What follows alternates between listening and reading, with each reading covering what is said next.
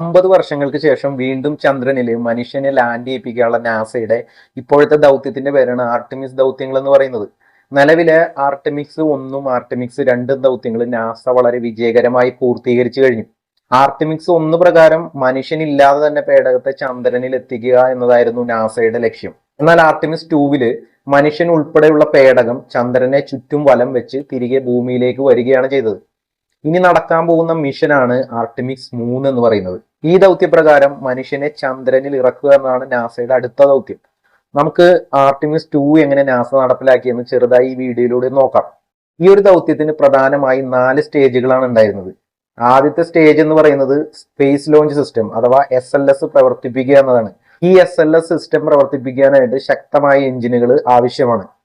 ആർട്ടിമിക്സ് 2വില് ഇതിനുപയോഗിച്ച എഞ്ചിന്റെ പേര് RS-25 എന്ന് വിളിക്കുന്ന വളരെ പവർഫുൾ ആയിട്ടുള്ള എഞ്ചിനാണ്.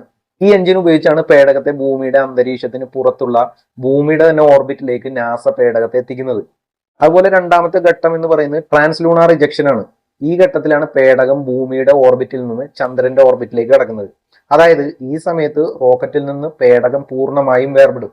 അതുപോലെ തന്നെ മൂന്നാമത്തെ ഘട്ടമാണ് പേടകം ഒരു പ്രത്യേക ഓർബിറ്റിലൂടെ ചന്ദ്രനെ ചുറ്റി തിരികെ താഴേക്ക് വരുന്നത്.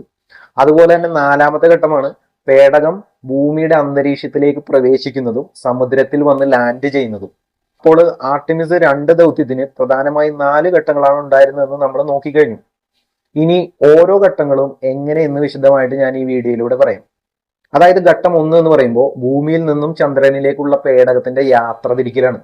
ഈ പേടകം വിക്ഷേപിച്ചത് പ്രശസ്തമായ അമേരിക്കയിലെ കെന്നഡി സ്പേസ് സെന്ററിൽ നിന്നാണ്. സ്പേസ് സെന്ററിലെ കൗണ്ട് ഡൗൺ ഏകദേശം 0 ആകുന്ന സമയത്ത് പേടകത്തിൽ ഘടിപ്പിച്ചിരിക്കുന്ന 4 RS-25 എഞ്ചിനുകളും അതുപോലെ തന്നെ 2 വലിയ സോളിഡ് റോക്കറ്റ് ബൂസ്റ്ററുകളും ഒരുമിച്ച് പ്രവർത്തിപ്പിക്കാനായിട്ട് ആരംഭിക്കും.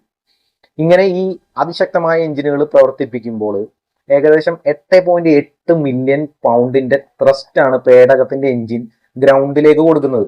അങ്ങനെ ആർട്ടിമിക്സ് പേടകവുമായ RS-25 റോക്കറ്റുകൾ ഭൂമിയുടെ അന്തരീക്ഷം കീറിക്കടന്നു പോകും. എന്നാൽ ഈ റോക്കറ്റുകൾ പ്രവർത്തിക്കുക ഏകദേശം 2 മിനിറ്റ് സമയമാണ്.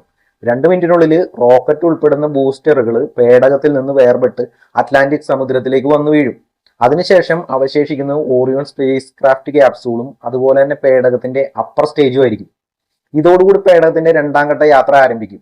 ഈ 2ാം ഘട്ട യാത്രയിലാണ് പേടകത്തിന് ട്രാൻസ്ലൂണാർ ഇഞ്ചക്ഷൻ എന്ന് പറയുന്ന പ്രതിഭാസം സംഭവിക്കുന്നത്.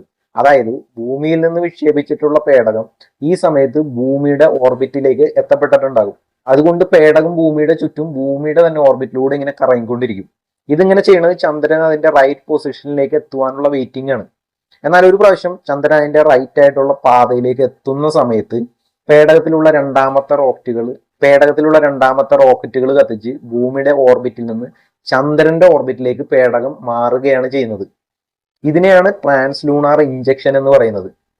ഈ സമയത്ത് ഏകദേശം 39,000 km/h ആയിരിക്കും പേടകത്തിന്റെ സ്പീഡ് എന്ന് പറയുന്നത്.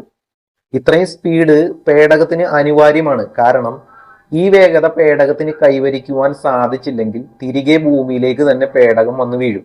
അടുത്തത് സംഭവിക്കുന്നത് പേടകത്തിന്റെ 3ാം ഘട്ട യാത്രയാണ്. ആർട്ടിമിസ് 2 മിഷനില് പരമ്പരാഗതമായി മറ്റ് പേടകങ്ങൾ ചന്ദ്രനെ ചുറ്റുന്ന ഓർബിറ്റിലല്ല തിരികെ വരുവാനായിട്ട് ഈ പേടകം യൂസ് ചെയ്യുന്നത്. പകരം പേടകം ഉപയോഗിക്കുന്നത് ഫ്രീ റിട്ടേൺ ട്രജക്ടറി എന്ന പാതയാണ്. അതായത് ഈ സമയത്ത് പേടകത്തിന്റെ ഏതെങ്കിലും റോക്കറ്റുകളോ എഞ്ചിനുകളോ പ്രവർത്തിപ്പിച്ചിട്ടായിരിക്കില്ല പേടകം തിരികെ വരുന്നതെന്ന് സാരം.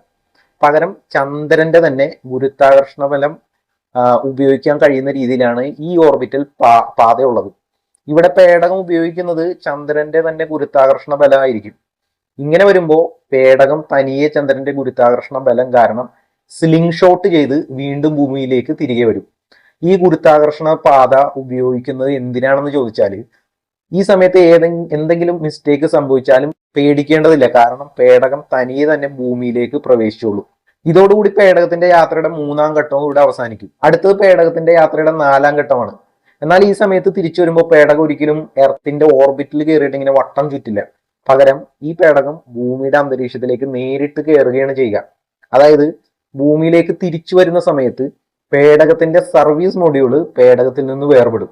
പേടകത്തിനുള്ളിൽ ബഹിരാകാശ യാത്രികരെ വഹിക്കുന്ന ക്യാപ്സൂൾ ഏകദേശം 25,000 മൈൽ/അവർ വേഗത്തിൽ ഭൂമിയുടെ അന്തരീക്ഷത്തിലേക്ക് കടക്കും. ഈ വേഗത എന്ന് പറയുന്നത് ഏകദേശം മാക്ക് 32 വേഗതയാണ്. ഈ സമയത്ത് പേടകത്തിന് ഘർഷണം മൂലം ഏകദേശം 5000 ഫാരൻഹീറ്റ് വരെ താപനില ഉണ്ടാകും. ഇതൊരു തരം ഫ്രീ ഫോൾ ആണ് പേടകത്തിന് ഇവിടെ സംഭവിക്കുന്നത്. പിന്നീട് പേടകത്തിന്റെ പാരഷൂട്ടുകൾ ആക്റ്റീവ് ആവും.